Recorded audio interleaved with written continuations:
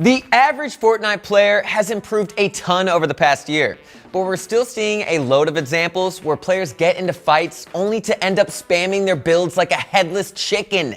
What's up, Fortnite fam? I'm Cody, and today we're going to be turning you into the ultimate Fortnite fighter by going over some incredible piece control drills from some of the best Fortnite map creators.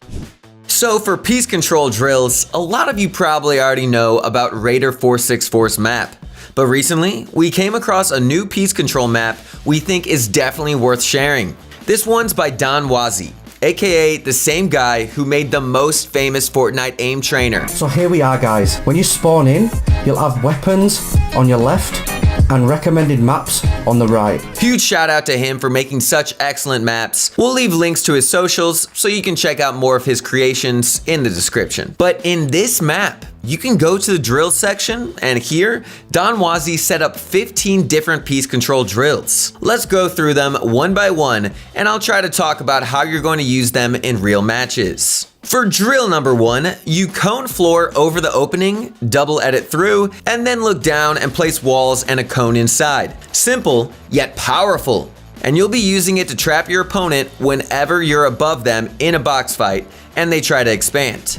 And sometimes you can even do it preemptively. So instead of waiting for them to claim the pieces first, you can do this in anticipation of them moving. And a lot of the time, they do end up expanding right into it. Anyway, when you're done with the drill, just emote to head back into the main room.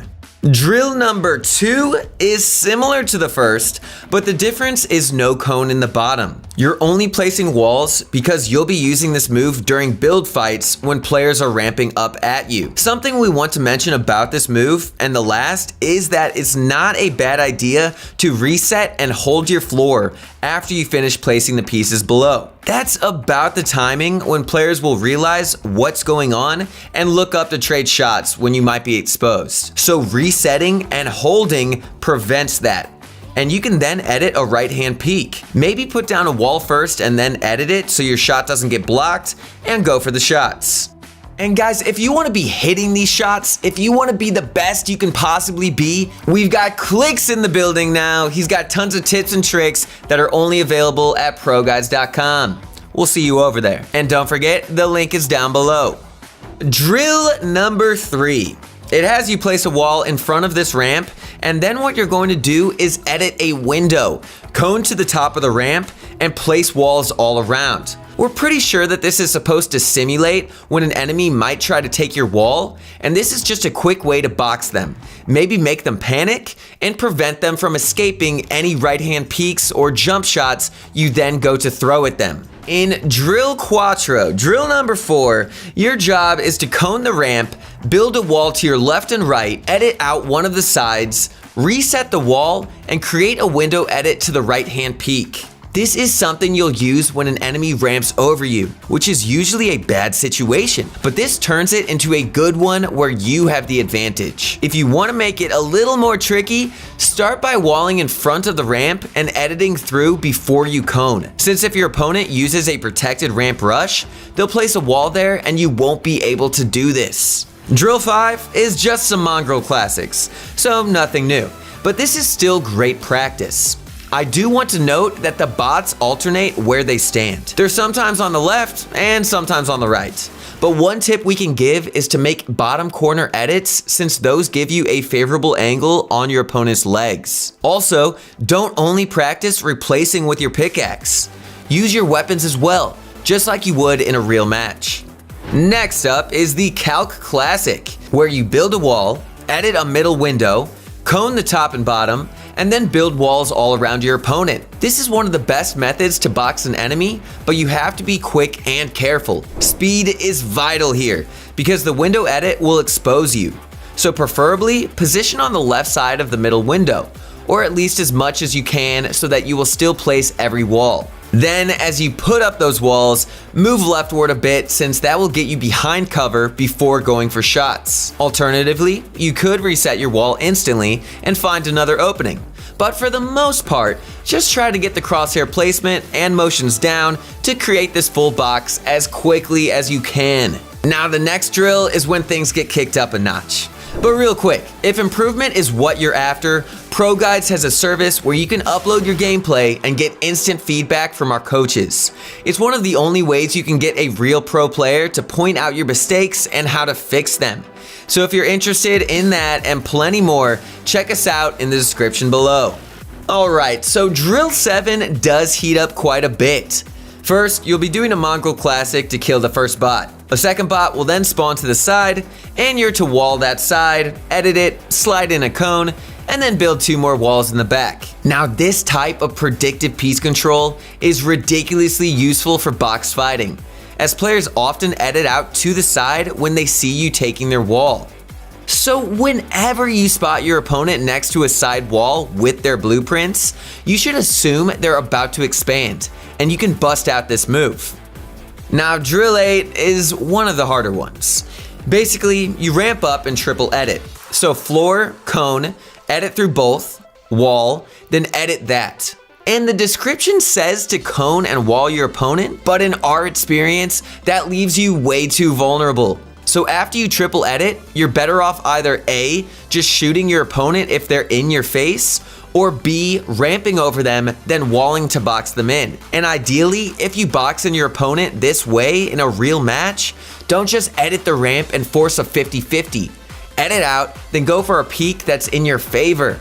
We'll show you how to do this in one of the later drills. But for now, Drill 9 is all about high walls, which are just so incredibly useful for retaking high ground given how straightforward they are. But essentially, you 180 towards your opponent when you reach the top of your ramp and build 2 walls, including a high one that requires you to aim your crosshair upward.